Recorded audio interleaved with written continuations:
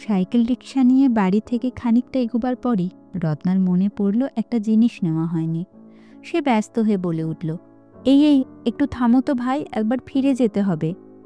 রিক্সা চালক অপ্রসন্নভাবে মুখ ফিরিয়ে তাকালো।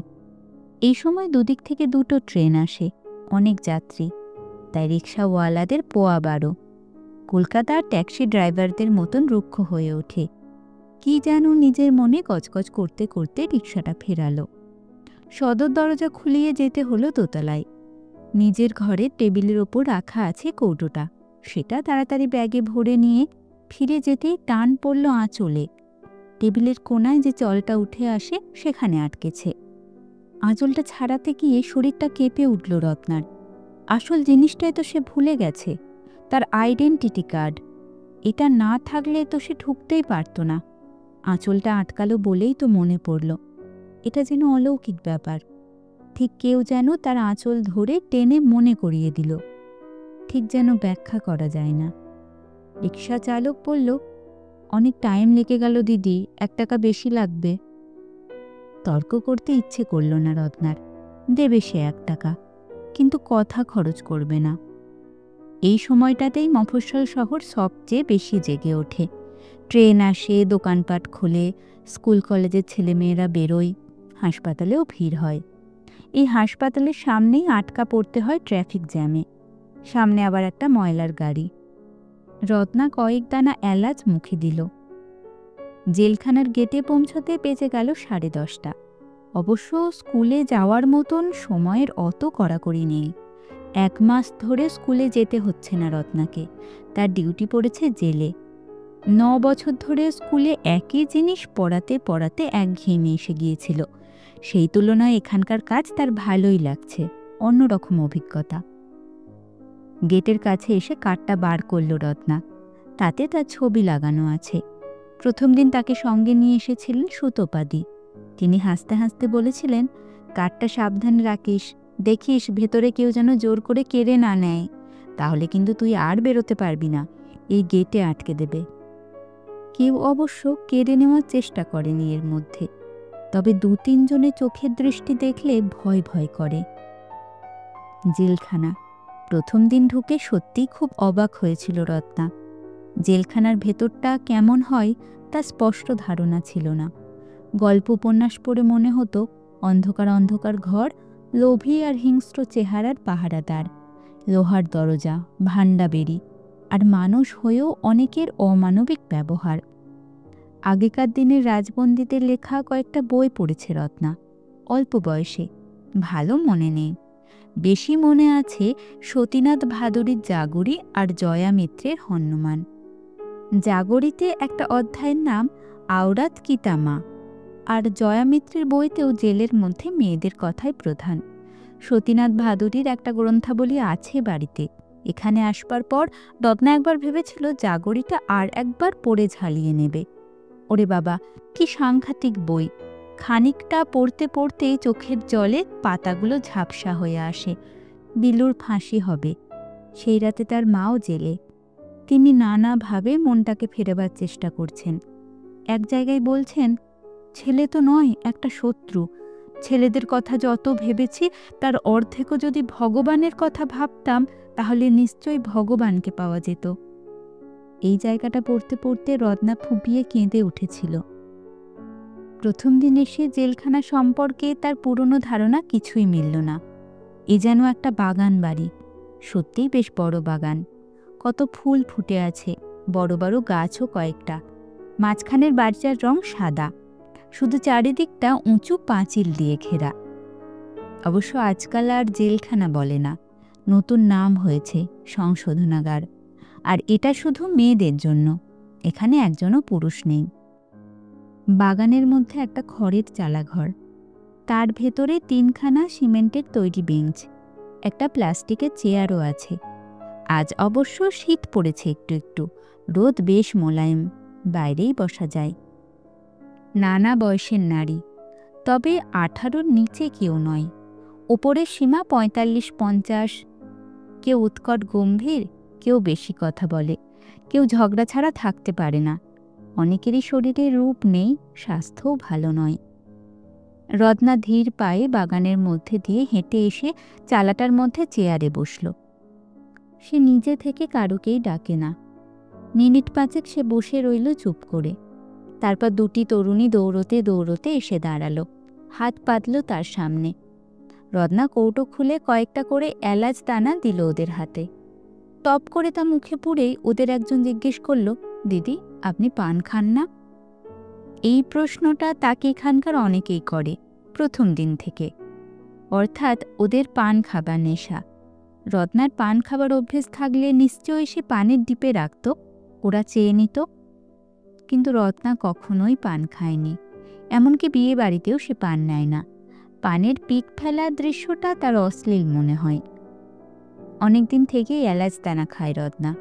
আগে তার কাছে একটা ছোট্ট রূপোর কৌটো থাকত, এখন এখানকার অনেককেই দিতে হয় বলে সে একটা বড় টিনের কৌটো রাখে। এলাচের দামও বেশ। রত্না লক্ষ্য করেছে এরা অনেকেই বাইরে থেকে কিছু কিছু জিনিস আনায়, কি উপায়ে তা সে জানে না। কেউ কেউ শুধু দোক্তা খায়, কয়েকজনকে সে বিড়ি টানতেও দেখেছে। এক মাঝবয়সী স্থূলাঙ্গিনী একদিন তাকে ফিসফিস করে বলেছিল, দিদি আমার জন্য এসবগুলির ভুষি এনে দেবে, আমি তোমায় পয়সা দেব। রত্না রাজি হয়নি। যত তুচ্ছ জিনিসই হোক, বাইরে থেকে এদের জন্য কিছু এনে দেওয়ার নিষেধ আছে। এখানকার সুপার সুতোপাতি বলেছিলেন, তুই এরা কে কোন কারণে জেল খাটছে তা কখনোই জিজ্ঞেস করবি না, এদের জীবন কাহিনী জানতে চাইবি না, তাহলে এক একজনের সম্পর্কে মনের মধ্যে এক এক ধারণা গেঁথে যাবে। বরং খোলা মন নিয়ে সবাইকে সমান মনে করাই উচিত।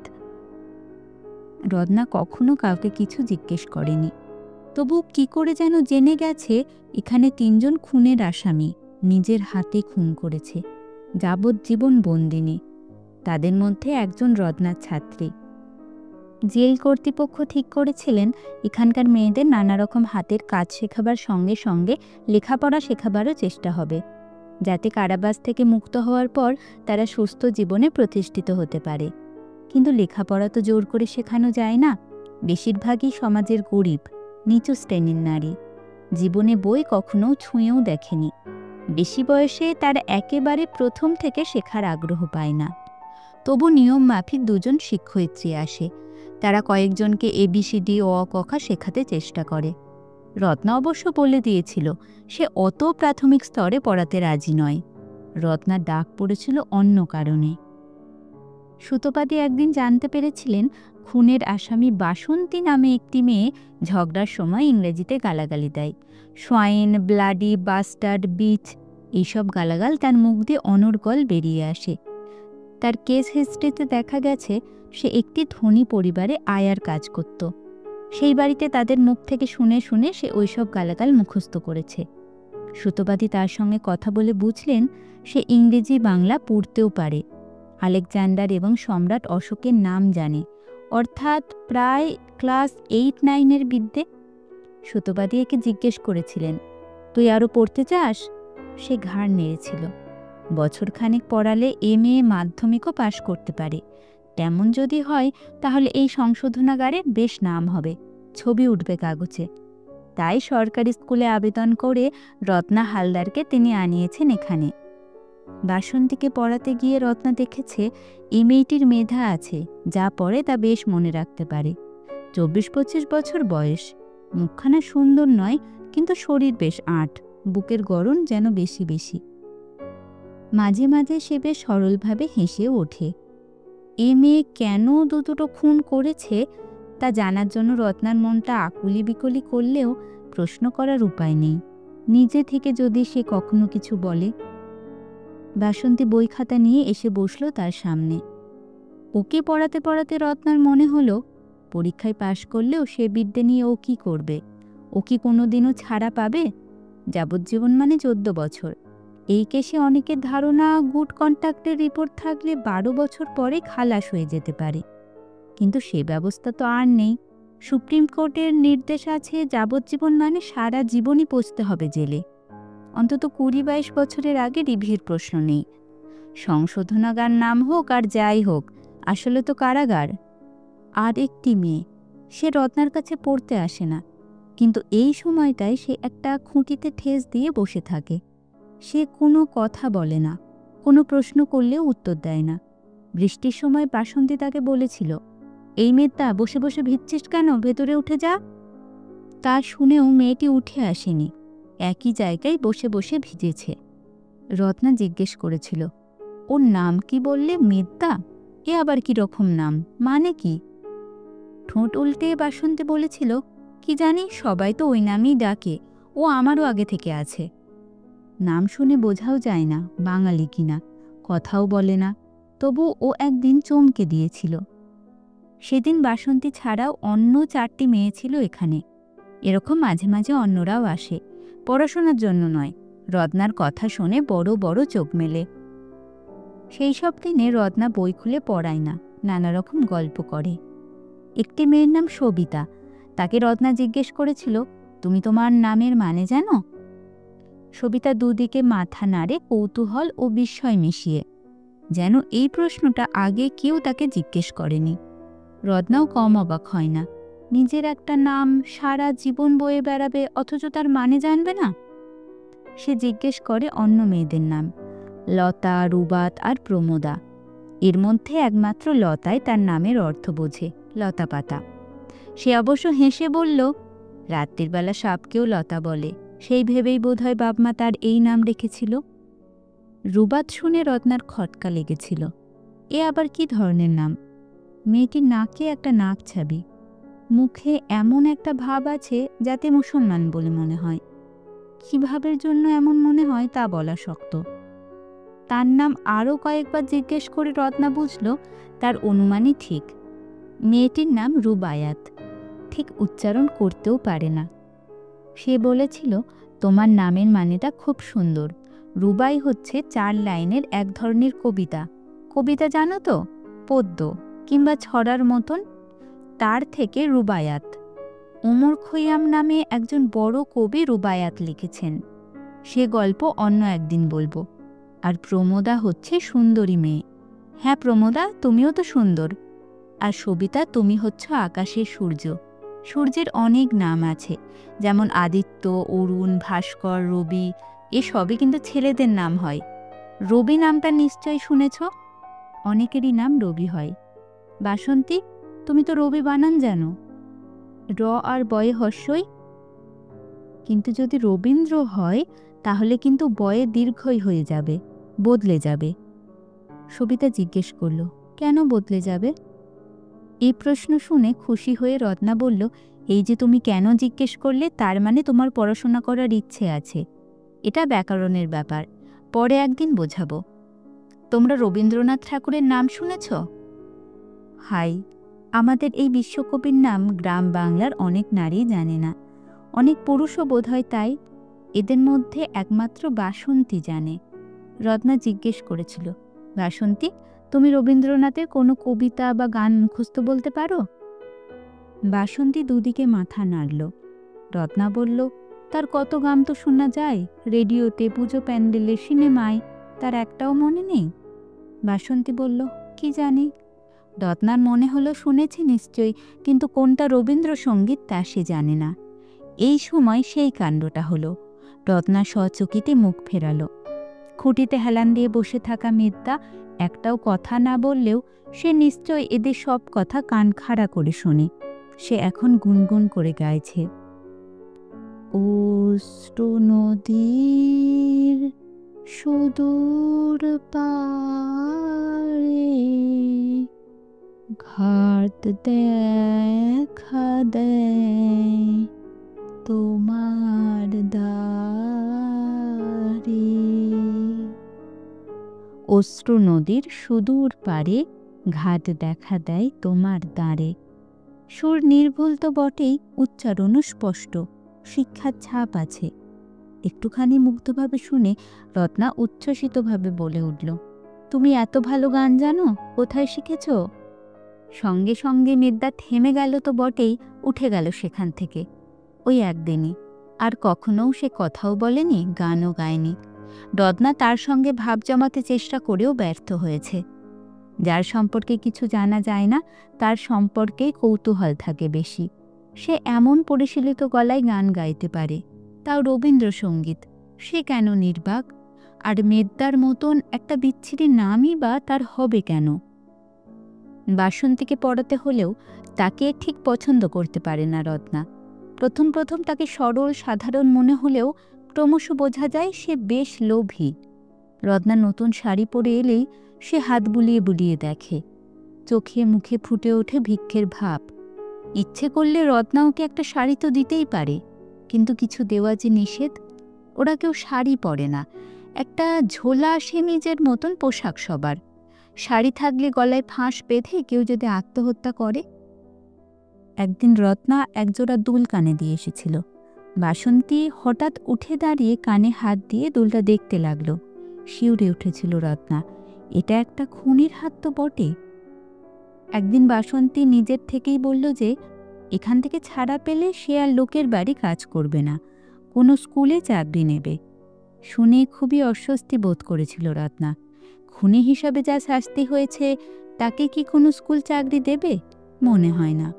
তাছাড়া ওর মেয়াদ শুরু হয়েছে মাত্র ৩ বছর আগে। যদি কখনো ছাড়াও পায়, তাও ১৫-২০ বছরের আগে নয়। তখন ওর বয়স কত হবে? এসব কথা বলে ওকে নিরাশ করতে চায়নি রত্না। যারা পড়াশোনা করতে চায় না তারাও রত্নার কাছে এসে এলাচদানা চায়।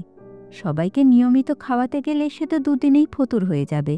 সেই জন্য সে একটা শর্ত আরোপ করার কথা ভেবেছিল একবার, যে যে পড়তে চাইবে শুধু তাদেরই দেবে। তারপরই মনে হয়েছিল, জোর করে পড়িয়েই বা কি হবে?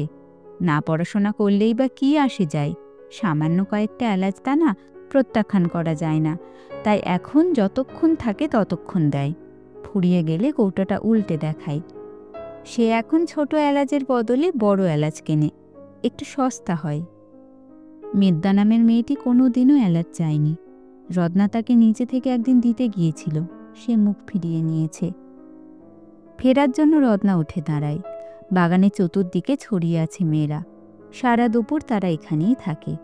কয়েকজন দল বেঁধে কী সব খেলে, কয়েকজন নিজেদের মধ্যে কথা কাটাকাটি করে। দুজন মহিলা ওয়ার্ডেন গেটে লাঠি হাতে পাহারা দেয়। কোথাও যদি কথা কাটাকাটি একসময় হাতাহাতিতে গড়িয়ে যায়, তখন ওয়ার্ডেনরা এসে তাদের মারে, বেশ নিষ্ঠুরের মতন জোরে জোরে পেটায়। রত্নার মনে হয়, এই যে এতজন মেয়ে, এদের দেখলে বোঝাই যায় না এরা সবাই জেল খাটার মতন অপরাধ করেছে। বাইরের সাধারণ মেয়েদেরই তো মতন। অবশ্য বাইরের সেই সব সাধারণ মেয়েদের মধ্যেও কি অপরাধী নেই? সবাই ধরা পড়ে না। রত্না নিজেও তো এখানে থাকতে পারত। সব এলাচদানা ফুরিয়ে যাওয়ার পরেও যে মেয়েটি এসে চাইল, রত্না বলল, কাল এসে প্রথম তোমাকেই দেব। মেয়েটি হঠাৎ চোখ ছলছলিয়ে বলল, দিদি, আমি কিন্তু মুন্সিবাড়ির গয়না চুরি করিনি। চুরি করল পারুল, আর ধরল আমাকে। আমাকে মিথ্যে মিথ্যে আটকে রেখেছে। আপনি একটু বলে দিন না, বাড়িতে আমার 2টো ছেলে। রত্না দুর্বলভাবে বলল, আমি বললে শুনবে কেন? মেয়েটি বলল, হ্যাঁ দিদি, আপনারা লেখাপড়া জানেন, আপনার কথা শুনবে। এই মেয়েটির বিচার ব্যবস্থা সম্পর্কে কোনো জ্ঞানই নেই। হয়তো ওর কোনো উকিলও ছিল না। তার হাত ছাড়িয়ে চলে আসতে আসতে রত্না ভাবে, মেয়েটি কি সত্যি কথা বলছে নাকি অভিনয়? বিনা দোষেও অনেকে নিশ্চয়ই জেল খাটে। মুখ দেখলেই বোঝা যায় এখানকার অধিকাংশ মেয়েরাই গরিব ঘরের। গরিবরাই আইনে সুবিচার থেকে বঞ্চিত হয় অনেক সময়। যাদের পয়সা আছে তারা আইনের লম্বা হাত দুমড়ে মুচড়ে দিতে পারে পয়সার জোরে। সুতোবাদের সঙ্গে দেখা হলো এক বিয়ে বাড়িতে। তার সঙ্গে অনেক আগে থেকেই পরিচয় ছিল রত্নার। তাপসের সঙ্গে যখন ছাড়াছাড়ি হয়, তখন সাংঘাতিক মানসিক বিপর্যয়ের মধ্যে এই সুতোপাদি অনেকখানি শুশ্রূষা করেছিল তার মনের। তাপস ওর পিস্তত ভাই, তবু তিনি বলেছিলেন, তুই ওকে বিয়ে করতে রাজি হওয়ার আগে আমাকে জানাসনি। ও তো একটা স্কাউন্ডেল, চেহারাটা চকচকে, বাইরে থেকে কিছু বোঝা যায় না। ও তোর মায়ের গায়েও হাত তোলে, তোকে মারধর করবে, এ আর আশ্চর্য কি? বিয়ে বাড়িতে সুতোবাদীর সঙ্গেই তার বেশি গল্প হয়। কেমন সে পড়াচ্ছে, বাসন্তী পাশ করতে পারবে কিনা, জেলের মেয়েদের সম্পর্কে তার ধারণা কি, এইসব প্রশ্ন করেন খুঁটিয়ে খুঁটিয়ে। নিছক চাকরি নয়, নিজের কাজটা ভালোবাসেন সুতোবাদী।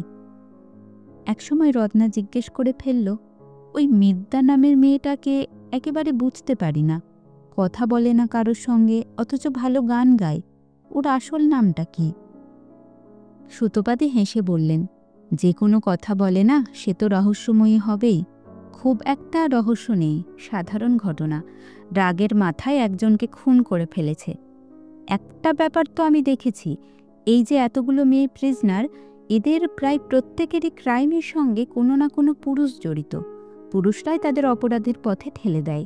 যেমন ধরো, নারী পাচারের কেস আছে কয়েকটা। মেয়েরাই বোকাশোকা মেয়েদের ফুসলিয়ে এনে দেহ ব্যবসায় চালান দেয়। কেউ কেউ ধরা পড়ে, শাস্তি হয়। মেয়েটা দোষী, কিন্তু ফ্রেশ টেস্ট তো চালাচ্ছে পুরুষরা। আসল ক্রিমিনাল তো তারাই, তারা ধরা পড়ে না। রত্না চমকে গিয়ে বলল, এই মেয়েটাও সেরকম কোনো কেসে ধরা পড়েছে নাকি? সুতপা বলল, না, বললাম না ওর খুনের কেস। ওর নাম মাধবী। কেন ওকে অন্যরা মিথ্যা না মেদ্দা বলে তা আমি জানি না। ও ছিল তোরই মতন স্কুল টিচার, মধ্যবিত্ত পরিবারের মেয়ে। অনেক ক্ষেত্রেই যা হয়, একজনের প্রেমে পড়ল, সে বিয়ের প্রতিশ্রুতিও দিয়েছিল। তার মধ্যে রেগুলার সেক্স রিলেশনও হলো। এর মধ্যে একটা মন্দিরের সামনে গিয়ে বিয়ের ভানও করেছিল। তারপর মাধবী প্রেগনেন্ট হতেই সে হারামজাদা নিজের মূর্তি ধরল। অ্যাবর্শন না করালে সে মাধবীকে ঘরে নিতে পারবে না। বিয়ে যদি হয় তাহলে অ্যাবর্শনের প্রশ্ন উঠবে কেন? এই নিয়ে গালমন্দ, মারধর। মাধবী তখন গেল তার শাশুড়ির কাছে সুবিচার চাইতে। সেই দিনই ঘটল ঘটনাটা।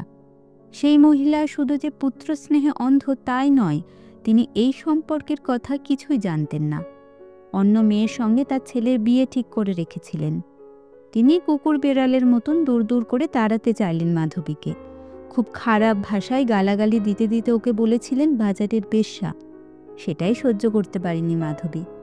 ওর সেই স্বামীটা তো তাপসের মতনই হারামজাদা, তখন বাড়িতেই লুকিয়েছিল। গালাগাল শুনে মাধবী ওর শাশুড়িকে এসে একটা ধাক্কা দেয় খুব জোরে। মহিলাটা ধরাস করে পড়ে গেলেন, সঙ্গে সঙ্গে অক্কা, ডেথ। কোনো চিকিৎসাও করা যায়নি। রত্না বলল, এটা কি মার্ডার? খুনের কোনো ইন্টেনশন ছিল না?